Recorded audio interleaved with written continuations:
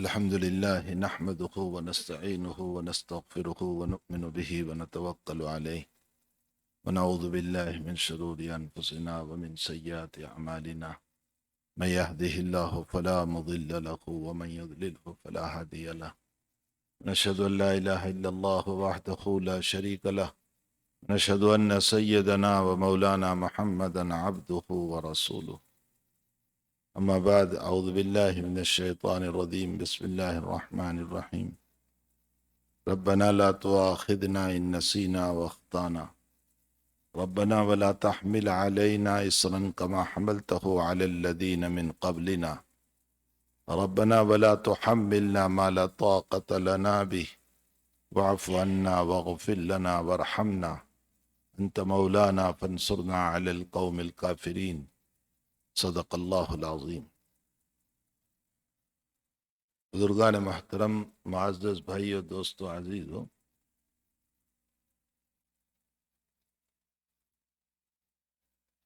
اللہ جل شانہ و منوالہ نے سورہ بقرہ کا یہ جو آخری رکوع ہے، للہ ما فی السماوات وما فی الارض وَإِن تُبْدُوا مَا فِي أَنفُسِكُمْ أَوْ تُخْفُوهُ يُحَاسِبْكُمْ بِهِ اللَّهُ،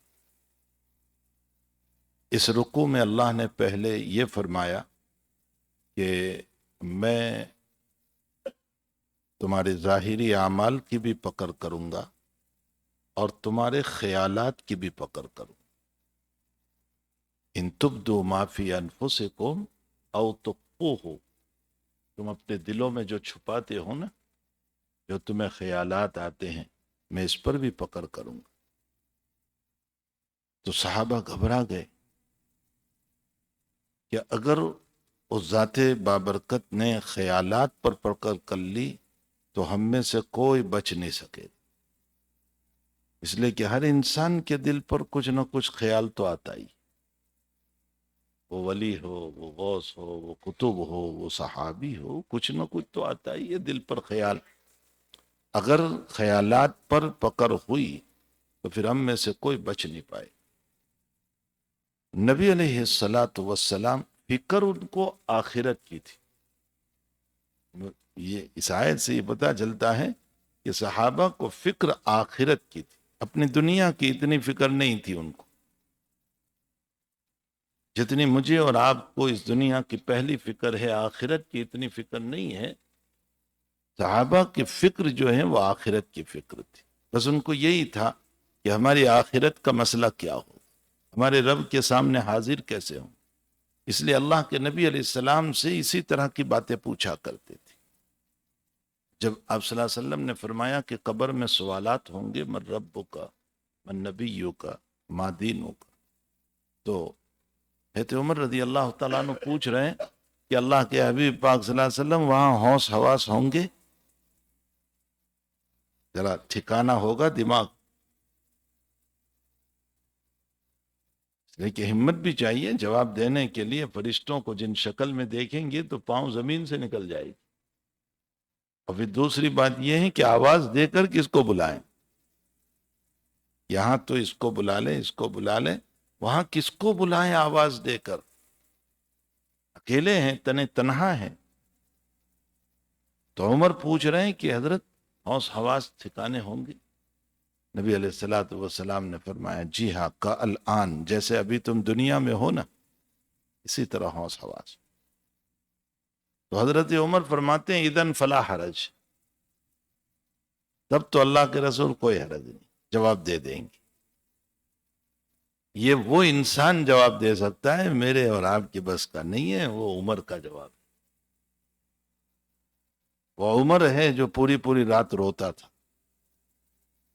وہ عمر ہے کہ جو نیزہ لگا اور موت کے قریب پہنچا ہے، اور نوجوان آپ کی عیادت کے لیے آیا اور آپ کی تعریف کرنے لگا کہ آپ یہ ہیں، آپ یہ ہیں، آپ کی عبادتیں، اور اللہ کے نبی دنیا سے گئے، آپ سے خوش تھے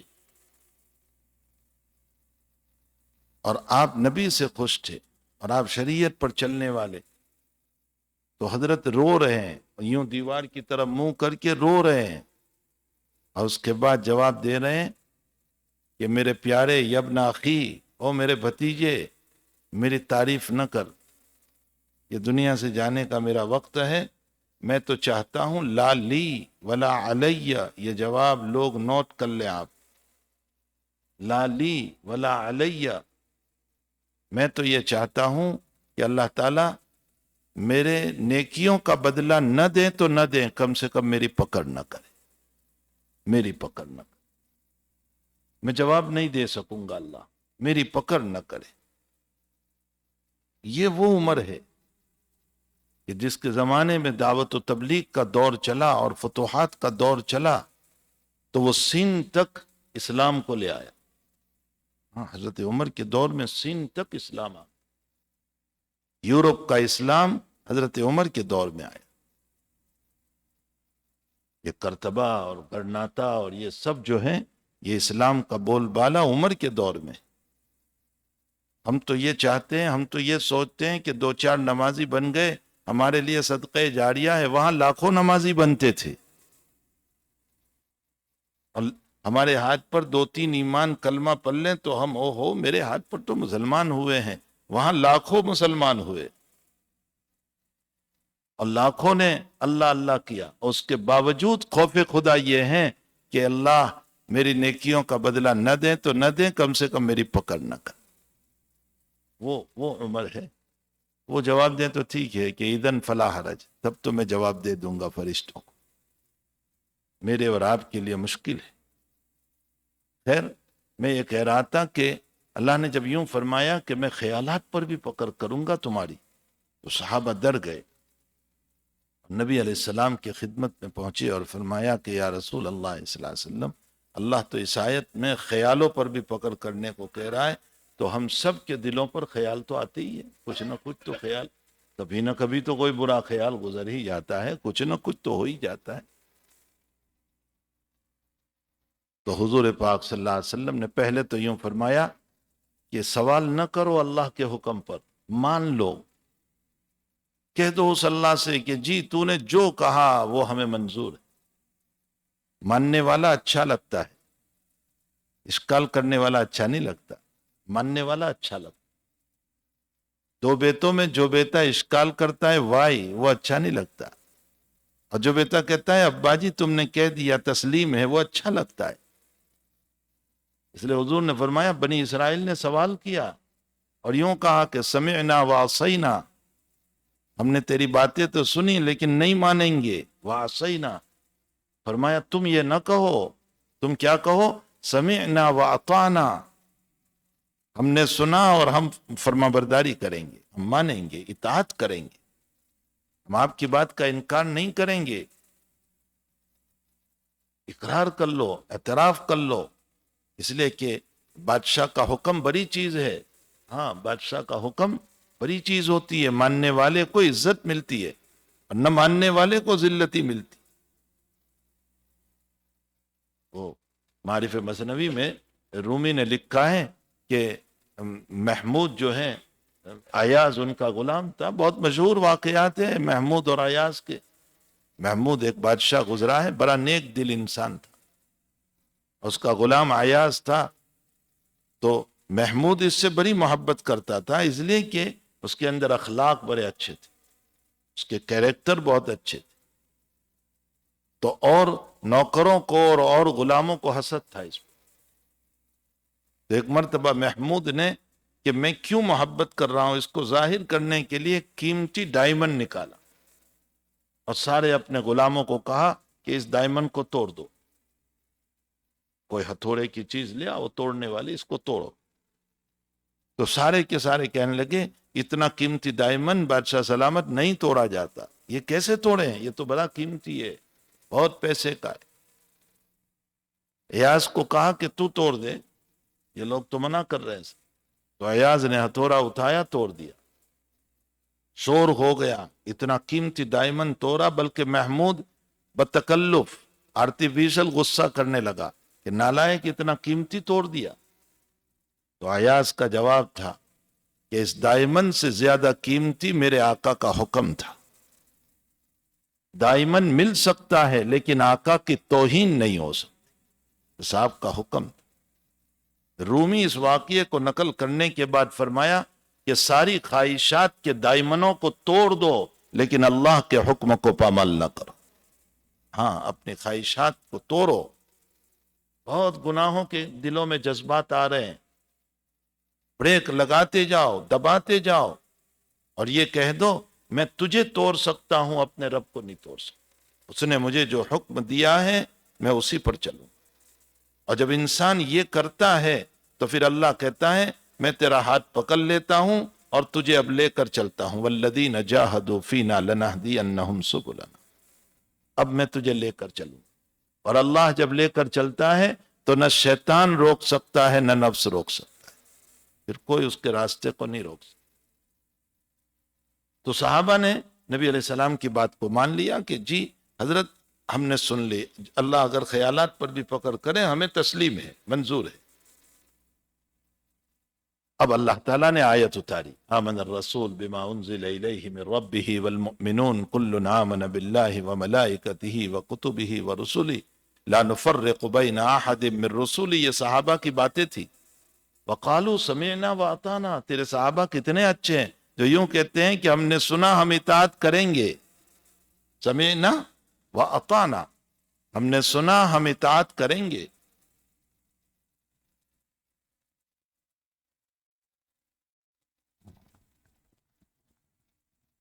بھائی ہلال کاؤنسل آف کینیڈا کی ابھی میٹنگ ہوئی، 14 علماء شامل تھے اور مختلف جگہوں سے چاند کے دکھائی دینے کی خبر آ گئی ہے. تو ہلال کاؤنسل آف کینیڈا بھی یہ ڈیسائیڈ کیا ہے کہ انشاءاللہ کل عید الفطر اور پہلی شوال ہوگی. Tomorrow will be a first شوال عید الفطر. ہلال has been sighted in various places. So Hilal Council of Canada has decided tomorrow is the first Shawwal and Eid al-Fitr inshallah. ماشاءاللہ.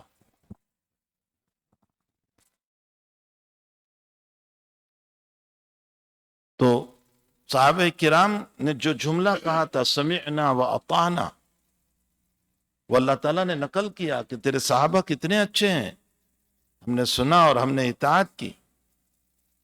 غفرانک ربنا و الیک المصیر. اس کے بعد اللہ فرماتے ہیں لا یکلف اللہ نفسا الا وسعها.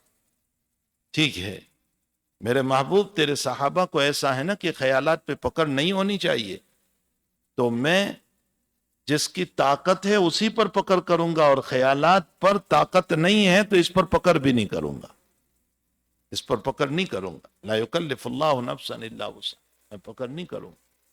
اس کے بعد کچھ دعائیں آئی، ربنا لا تؤاخذنا ان نسینا واخطانا ربنا ولا تحمل علینا اسرا کما حملته علی الذین من قبلنا.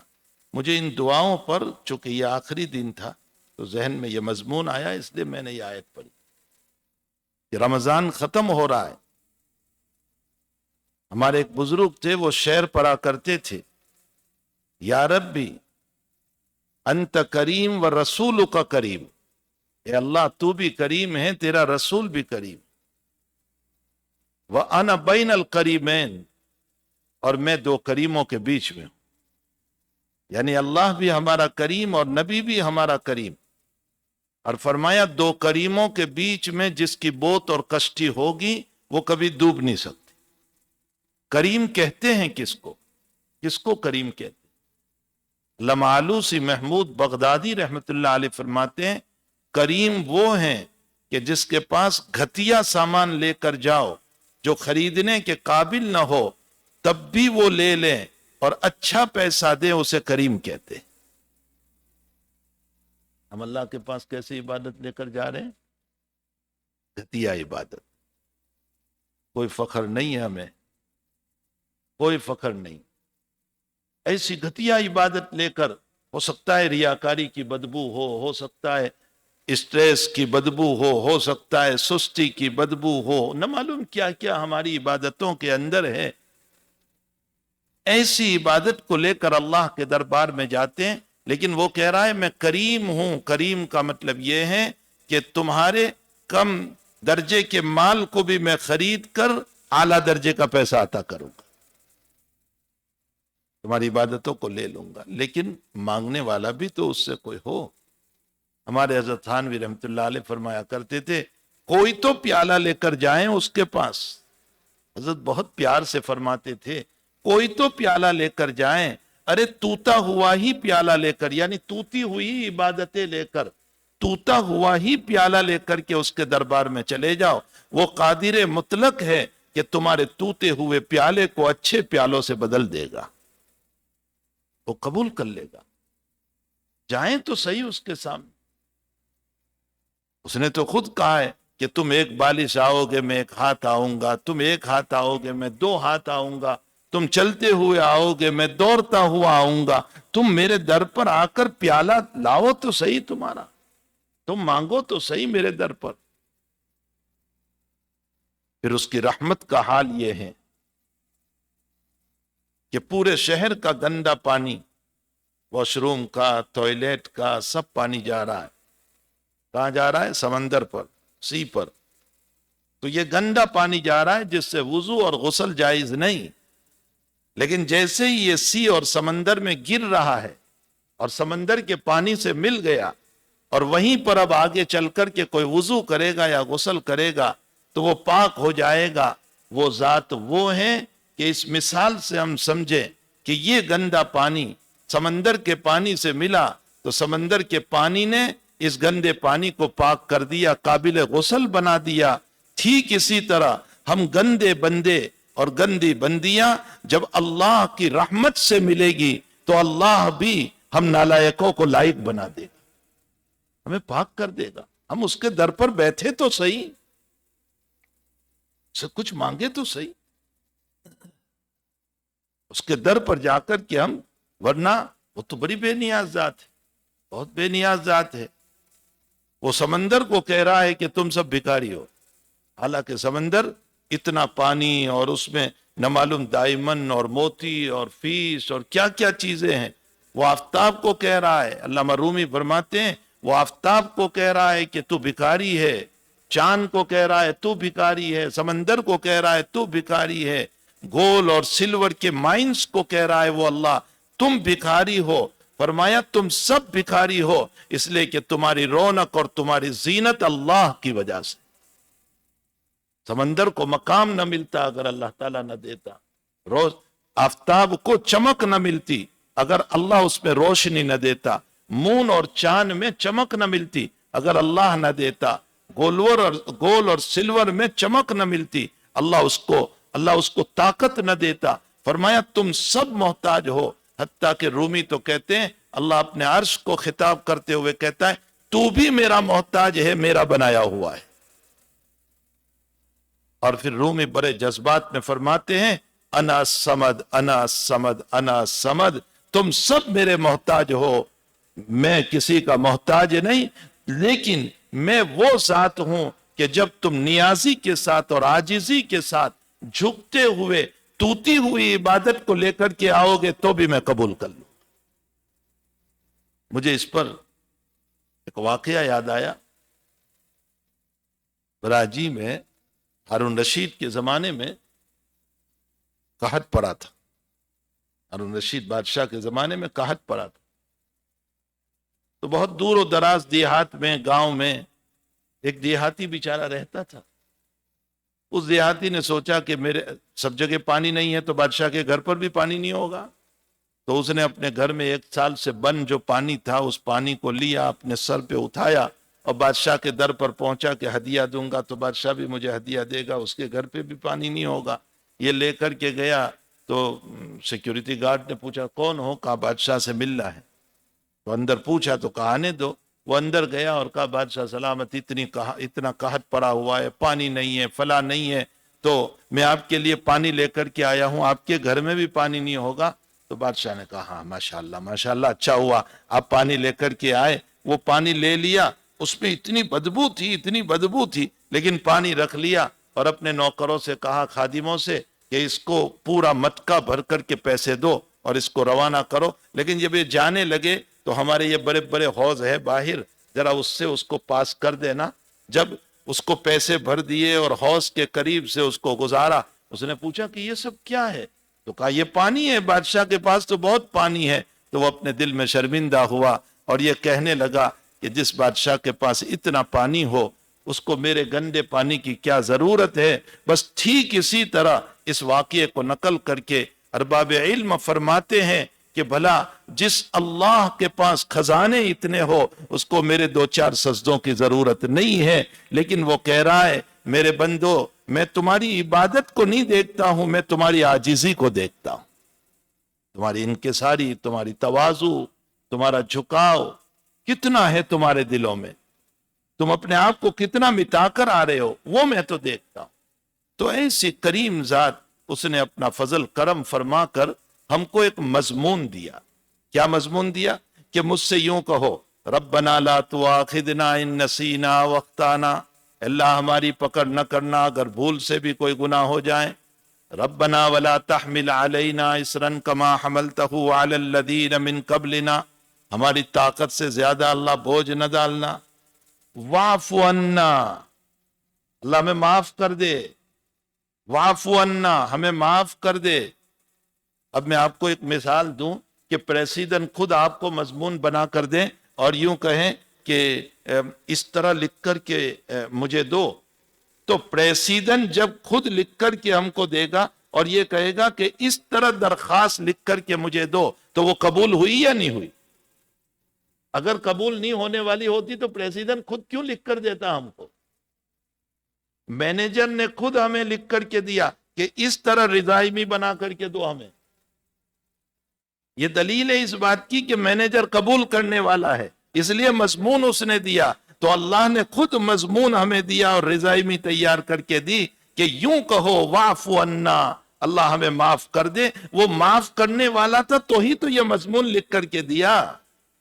وہ سمجھ میں آ رہا ہے؟ وہ معاف کرنے والا تھا تو ہی تو لکھ کر دیا ہے کہ اس طرح مجھے کہو واعف عنا. اب ہم کیا کہتے ہیں؟ ہم یہ کہتے ہیں چھوٹے منہ بڑی بات، کیسے اس سے معافی مانگے، بہت گناہ ہے، بہت گناہ ہے، بہت گناہ ہے. کبھی کبھی یہ تکبر کا جملہ بن جاتا ہے. اس کا مطلب یہ ہے کہ میرے گناہ اس کی رحمت سے زیادہ ہے، حالانکہ اس کی رحمت میرے گناہ سے زیادہ ہے. وہ جتنا بڑا ہے اس کی رحمت بھی اتنی ہی بڑی ہے، تو اس کی رحمت میرے گناہوں سے زیادہ ہے. اور جب بڑی رحمت ہے تو وہ تو ہمارے گناہ کچھ بھی نہیں اس کے سامنے. اس نے حدیث میں کہا کہ زمین سے آسمان بھر کے گناہ لے کر کے آؤ، میری رحمت کے ایک جھٹکے میں صاف کر معاف کر دوں گا تمہیں. تو وہ خود ہی مضمون لکھ کر کے دے رہا ہے واعف عنا، یہ لکھ کر کے مجھے دو. قرآن میں اسی نے تو مضمون دیا نا ہم نے. واغفر لنا، اور اللہ ہماری مغفرت فرما. مغفرت کس کو کہتے ہیں؟ مغفرت کا معنی ہوتا ہے اللہ اپنی طرف سے انعام عطا فرما دے. آگے فرمایا کہ مغفرت بھی ہو گئی، عفو درگزر بھی ہو گیا، تو اللہ تیسرے نمبر پر مغفرت کے بعد رحم بھی عطا فرما، عنایتیں بھی عطا فرما. علامہ آلوسی فرماتے ہیں رحمت کا مطلب ہے میری دنیا بھی بہتر بنا دے اور مجھے جنت بھی عطا فرما دے. ورحمنا. اچھا، اہل علم اس میں جانتے ہیں کہ واعف عنا واغفر لنا ورحمنا، اس میں کلام اور طرح پر ہے. اب آگے جب جا رہا ہے تو انت مولانا، انت کی ضمیر لے آیا اور ڈائریکٹ بات کرنے لگا. انت مولانا، آپ ہمارے کارساز ہے، آقا ہے، مولا ہے، کام بنا. ابھی تک تو وقفر لنا غائب غائب غائب اس طرح باتیں کر رہا تھا، اور اب انت مولانا. فرمایا ہاں، جب معافی ہو جاتی ہے نا تو سارے پردے ختم ہو جاتے ہیں، اب ڈائریکٹ بات کرنے لگتا ہے. کیا علماء نے کلام کھولا. جب گناہ ہوتا ہے نا تو منہ چھپائے پھرتے ہیں اور فون سے ذرا معافی مانگتے، لیکن جب معافی ہو جاتی ہے تو پردے ختم اور ڈائریکٹ بات کرنے لگ جاتا ہے. تو انت مولانا، آپ ہمارے کارساز ہے، آپ ہمارے مولا ہے. فانصرنا، اللہ ہماری مدد فرما تیرے ظالم بندوں پر، تیرے نافرمان بندوں پر، تیرے باغی بندوں پر. اللہ تو ہماری مغفرت فرما. میں نے اس دعا کا انتخاب اس لیے کیا کہ یہ مبارک مہینہ اس کی صفت کریمی کی بنیاد پر اس نے ہم کو دیا تھا، صفت غفاریت کی بنیاد پر دیا تھا، صفت رحمانیت کی بنیاد پر دیا تھا. جو ہوا اس کے کرم سے ہوا، جو ہوا اس کے کرم سے ہوا. میری طاقت اس میں کام نہیں کرتی، میرا جوش کام نہیں کرتا. कुछ नहीं इसमें काम नहीं करता।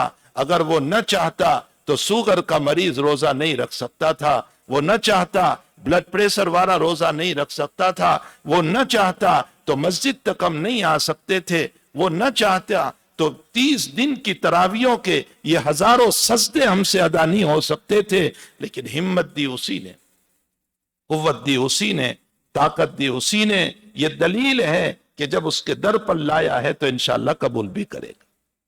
इसलिए आखिरी बात, बहुत से लोग ये कह दिया करते हैं रमजान गया कुछ नहीं हुआ। ये होगा अफसोस जिन्होंने नहीं किया होगा, होगा अफसोस जिन्होंने रोजे नहीं रखे होंगे, होगा अफसोस जिन्होंने कुरान नहीं पढ़ा होगा, गफलत में गुजारा, उनको अफसोस होगा।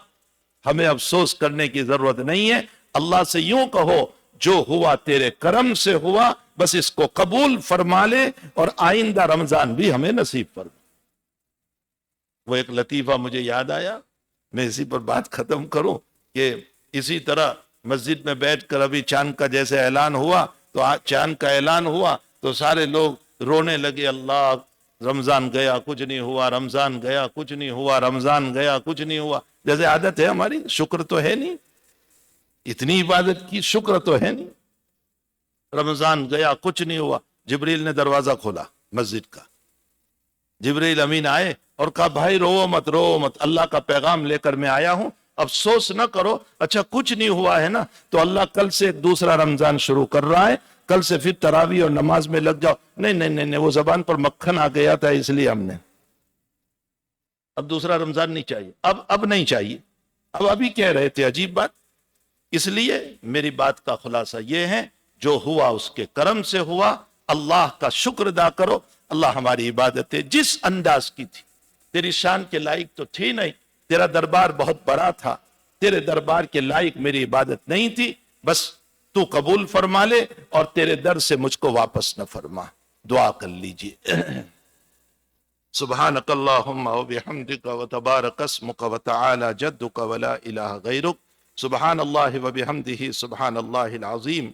अल्लाह हम पूरा महीना तेरी गीत गाते रहे और तेरे जिक्र के गीत गाते रहे और तेरे नाम की तस्बीह पढ़ते रहे और तेरे तस्किरे करते रहे और तेरी रहमतों को सुनते और बोलते रहे और तेरी गफ्फारियत को सुनते और बोलते रहे और तेरी बड़ी जात को सुनते और बोलते रहे।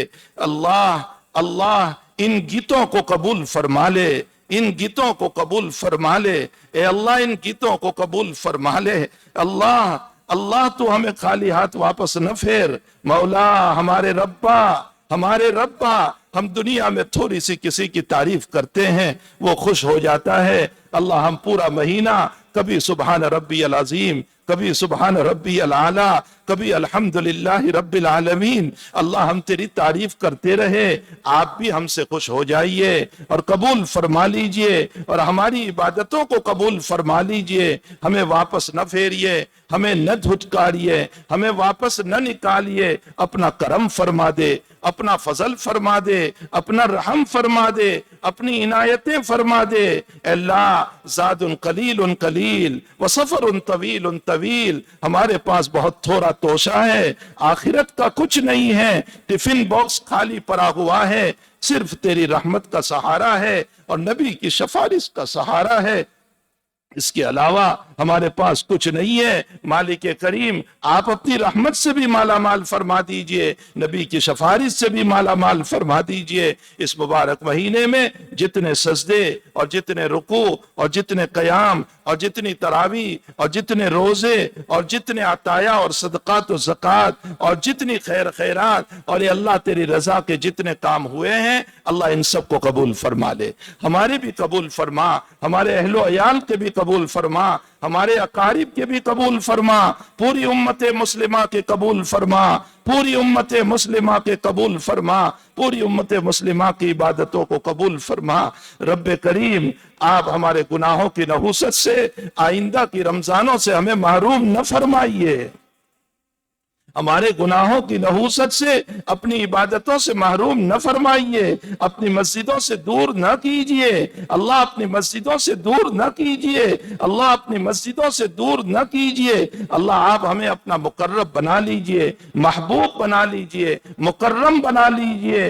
अल्लाह دنیا میں بھی عزت عطا فرما، عقبہ میں بھی عزت عطا فرما، دنیا کی ذلتیوں سے بھی حفاظت فرما، عقبہ کی ذلتیوں سے بھی حفاظت فرما۔ الہ العالمین ہمارے قلب کو اے اللہ اپنا عرش بنا دیجئے اور اس پر اپنی تجلی نازل فرما دیجئے، ہمارے قلب کو، ہمارے دلوں کو قلب سلیم بنا دے، فہم سلیم بنا دے، قلب منیب بنا دے، تیری طرف رجوع ہونے والا دل بنا دے۔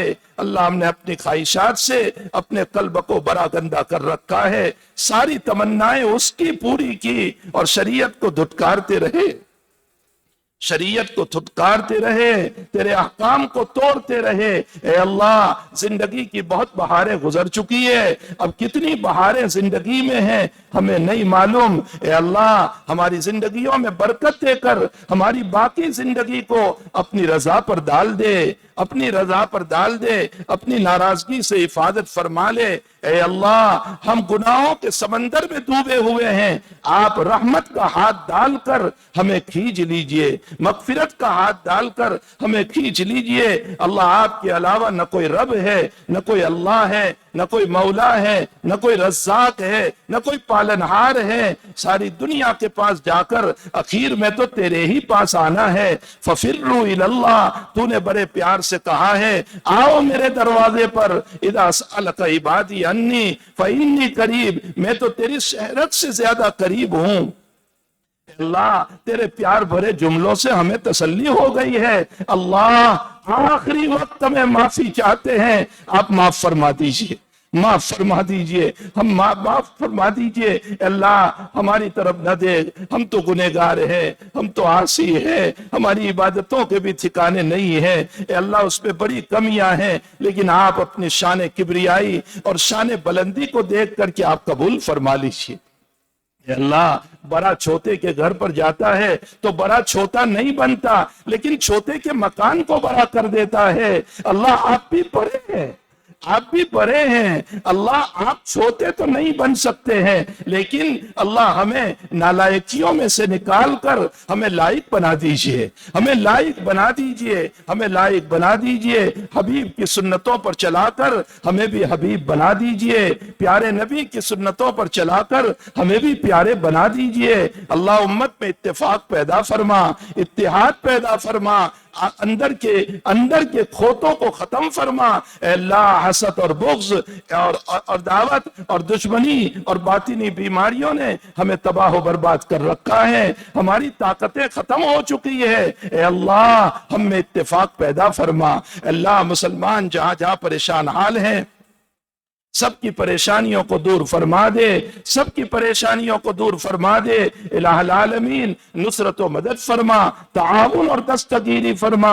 اللہم انصر الاسلام والمسلمین، اللہم اعز الاسلام والمسلمین، اللہم انصر الاسلام والمسلمین، اللہم اعز الاسلام والمسلمین۔ اے اللہ ہمارے والدین کی مغفرت فرما اور ہمارے تمام مرحومین کی مغفرت فرما، مومنین و مومنات کی مغفرت فرما، پریشان حالوں کی پریشانیوں کو دور فرما۔